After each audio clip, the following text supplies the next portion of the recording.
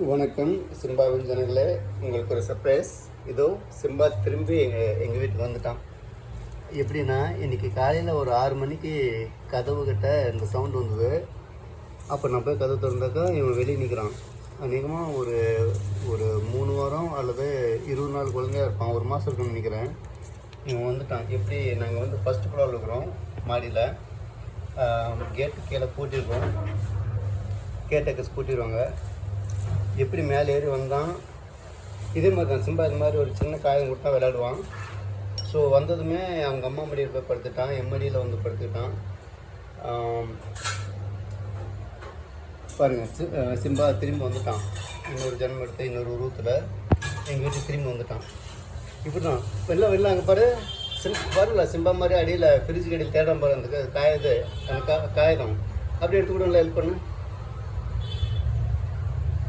So எங்களுக்கு ஒரு நம்பிக்கை என்னென்னா, பாரு அதே மாதிரி தான் பாருங்களா, அதே மாதிரி கைவிட்டு தேடம் பாரு, இதே மாதிரி தான் சிம்பா பண்ணுவோம். அந்த ஜாடில் எடுத்து விடலாம், அதில் வெளித்தல்ல அதே மாதிரி பண்ணுறோம். எனக்கும் என் ஒய்ஃபுக்கும் பயங்கரமாக ஆச்சரியமாக இருக்குது. சிம்பா என்னென்ன பண்ணுவோன்னு அதெல்லாம் பண்ணுறான். நீங்கள் பாருங்கள், சிம்பா இதோ உங்களுக்கு தெரியும். சிம்பா எங்கள் லைஃப் விட்டு போயிட்டான்.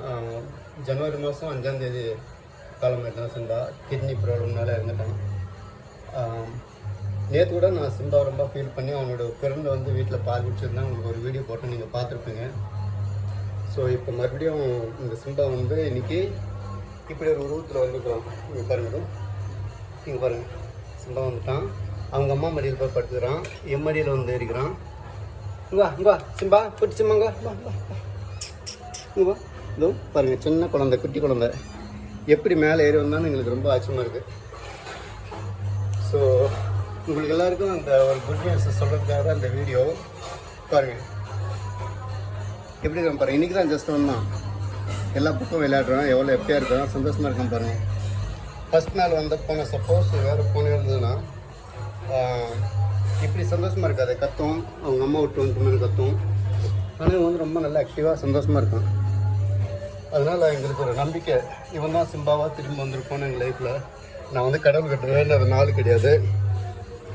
சிம்பா எப்படியாவது என் லைஃப்பில் திருப்பி கொடுக்கணும்னு சொல்லியிருக்கேன். சிம்பா கிட்டே நான் அப்பப்போ கேட்டிருக்கேன், நீ எப்படியாவது திரும்பி வந்துட்டேன் என் லைஃப்லேருந்து. ஸோ எனக்கு ஒரு நம்பிக்கை என்னென்னா, இவன் திரும்பி எங்கள் வீட்டுக்கு வந்துட்டான். ரொம்ப ரொம்ப சந்தோஷம் எனக்கு. உங்களுக்கு சந்தோஷமாக இருக்குன்னு நினைக்கிறேன். சிம்பா திரும்பி வந்துட்டான். இன்னொரு ரூட்டில் இன்னொரு ஜென்மம் எடுத்து வந்திருக்கான் வீட்டுக்கு. ஸோ இது நான் காட்டுறதுக்காக இந்த வீடியோ உங்களுக்கு எடுத்துகிட்ருக்கேன்.